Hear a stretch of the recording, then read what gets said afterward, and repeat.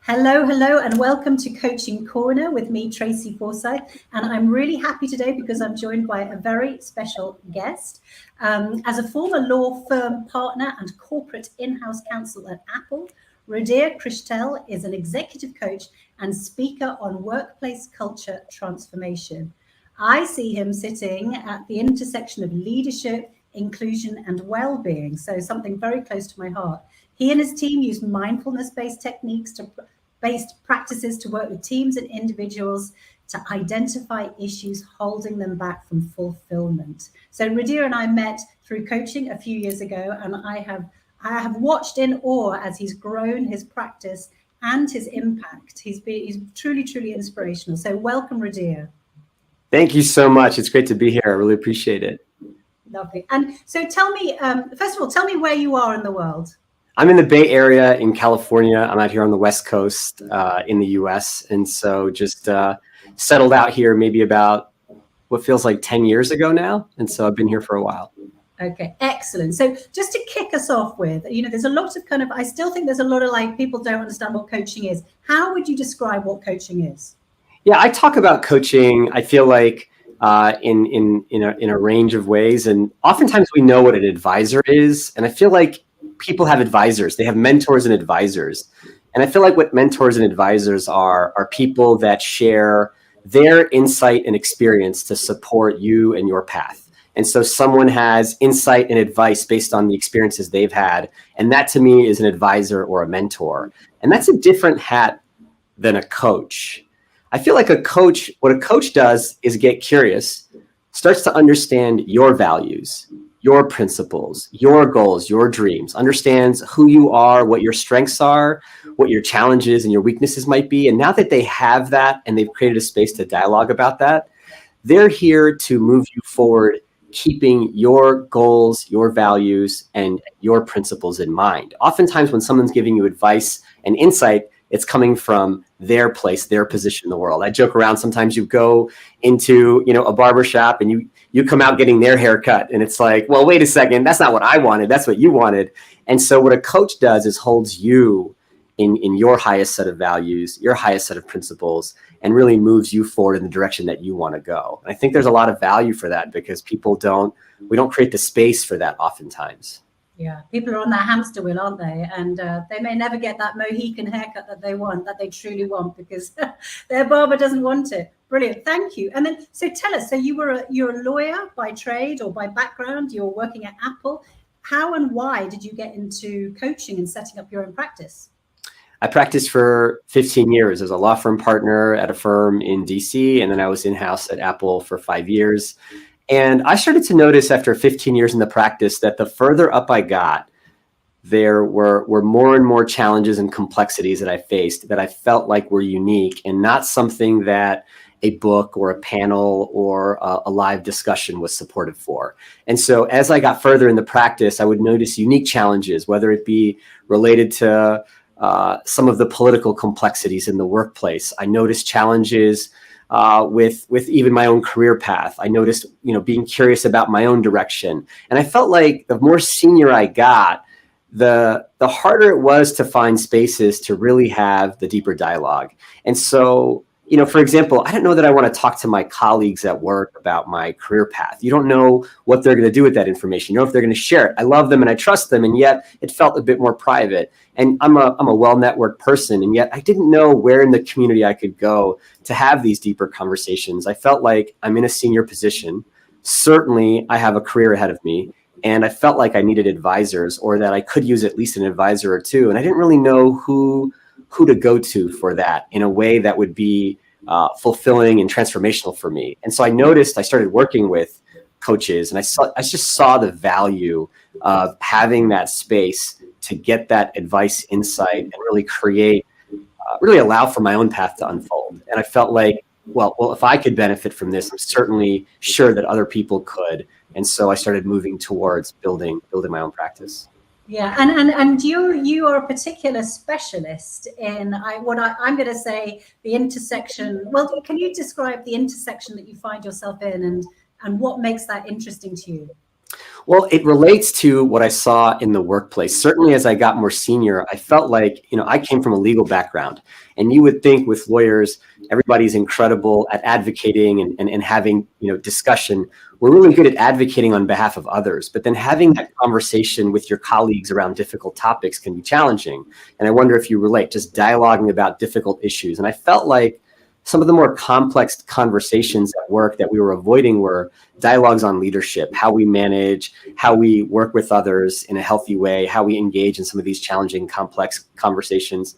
I felt like diversity and inclusion challenges we were not comfortable having those conversations at work. And then also around our own well-being. We're in high stress workplaces with a lot at stake. And that certainly impacts us. It impacts our stress, it impacts our well-being, and that ultimately starts to impact the work product. And so I felt like there were certainly conversations happening in these three verticals at times, people coming in, but not necessarily at their intersection. And so all of our work, whether it's coaching or facilitating or workshops or even speeches and dialogues, we do them at the intersection of well-being, inclusion, and leadership.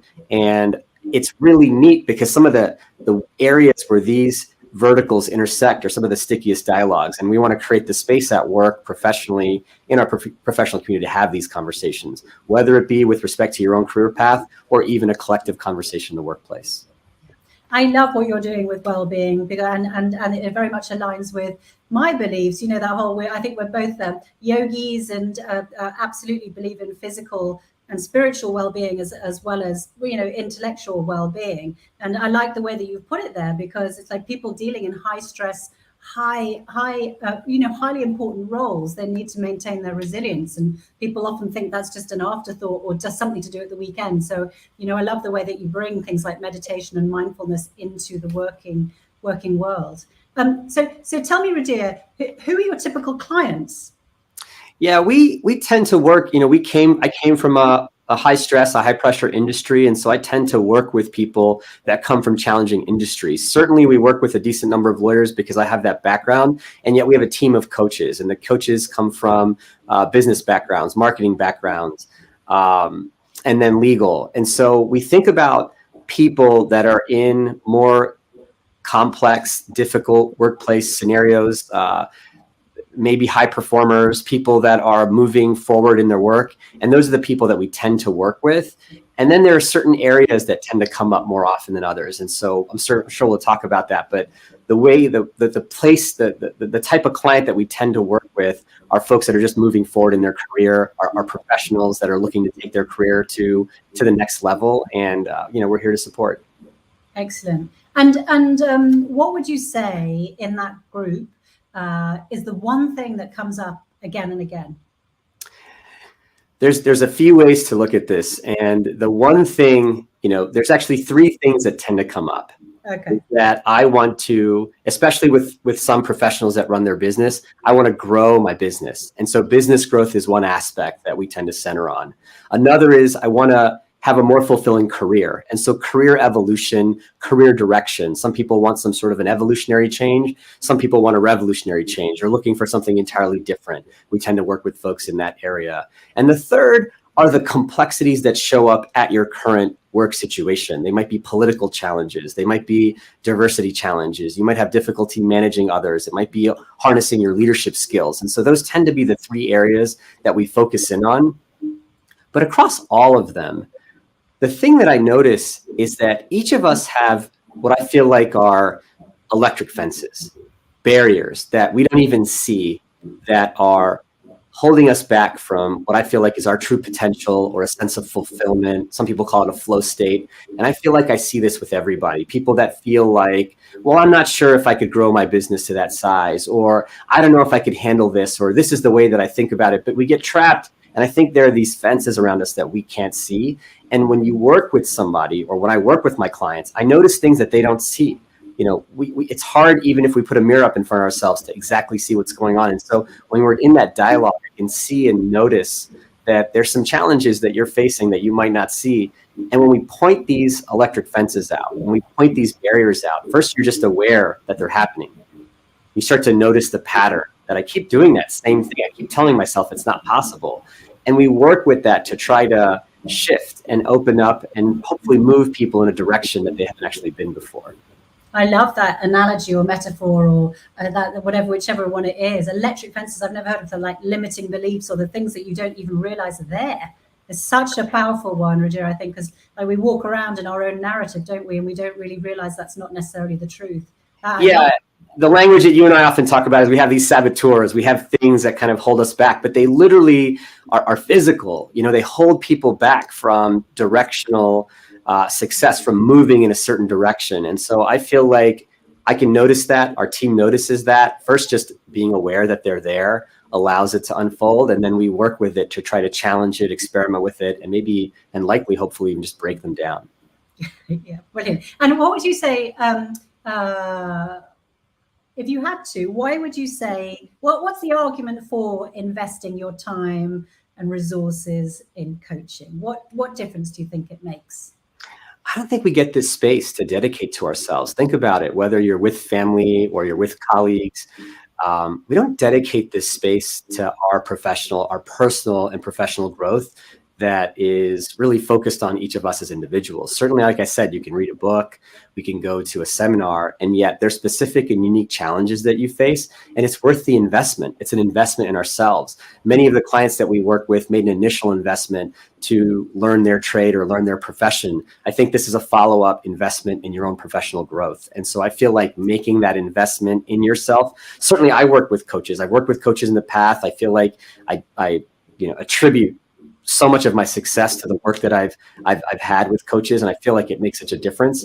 And so when you take time to create this space for yourself, more often than not, what I hear from my clients is, I've never really thought about this. I've never taken the time to look at this. I've never taken the time to write this down or investigate this, because I work with service professionals a lot, and what we end up doing is serving others. When we get time, we focus on supporting others. And so this is really just a service for yourself. It's a gift to yourself. And I feel like it's a gift that proves out just a high amount of value.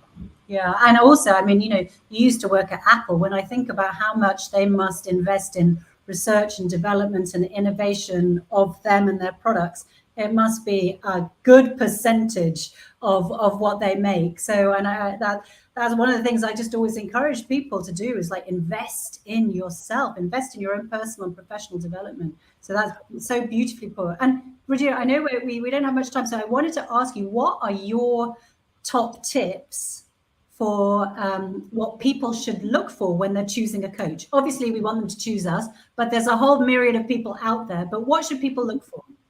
I want to get to that, but I actually want to touch back on what you mentioned about Apple, if it's okay. With respect to the thing that I noticed at Apple is that certainly a company like Apple is thinking about its 5-year trajectory, its 10-year trajectory, or maybe even 15 years out, where it's going to be over time. Do we do that for ourselves? Are we thinking and strategically planning for our own growth? Are we saying, here's where we want to be, and actually mapping and directionally planning on that? Are we taking our time? I think the other thing that I noticed, I was working on a contract once, and there was sort of it's equipment on the factory line. And there was this sort of maintenance piece on the factory line. It's like when a piece of equipment goes down, what are we going to do to support it, rehabilitate it, and get it back online? And I thought, this is amazing for the machines. Where is this for the people? When we're down or something's not right, what are we dedicating to make sure we get back on track? And so I feel like this investment reminds me of some of the things that I saw at the company, which is we are actually taking time to plan things out. And then when things don't work, we're actually dedicating resources to get them back online. And so I feel like there's just a lot of value in what we're talking about here. Yeah. And actually then to pick up on that, I think that's totally right, because we as coaches also help people think about fulfillment. What is a fulfilling life? What is that vision? Because if you begin, I'm a big fan of Stephen Covey's 7 Habits of Highly Effective People, but one of those, begin with the end in mind. What is your end in mind? And if you have that clarity of vision, then the strategy there becomes clearer. But I also love your broken piece of maintenance kit, and I think that's why the well-being and the resilience is so important. We cannot expect ourselves to run like Formula One cars if we treat ourselves like knackered old tractors. That's right. Right. Yeah. So hang on. So back to my other question is, what is your advice for people when looking for a coach? Choosing a coach.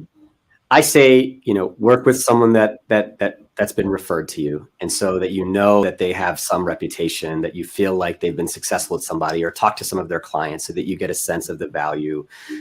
Look for that fit on that first call, just that personality fit. You want to spend time with this person week in and week out, or every few weeks, whatever your cadence is. Just make sure that it's a person that you sort of click with, and get that powerful shift or that powerful transformation that you're looking for early. Just get a sense that you feel like this person is going to support you early and often. And so it's not something that you have to wait for. I would get a sense on that first call or that first few conversations.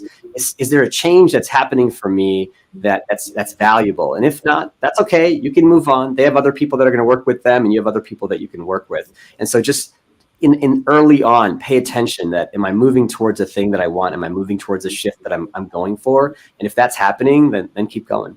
Yeah, excellent advice. Well, Rudhir, we are out of time. I know you've got to go. So I want to thank you so much for taking part in this. Please let us know if people are getting a good vibe and liking what you're talking about. How would they get in touch with you and your company? LinkedIn is great. So just direct message us on LinkedIn, or my email. It's my first name, Rudhir@krishtel.com. And so either way is great. Just certainly reach out. We have a team of coaches that would love connecting with you. Okay, wonderful. So I want to say thank you very much. It's wonderful to see you again. And I will hopefully it won't be so long. All right. It's great talking to you, Tracy. I'll talk to you soon. Okay, take care.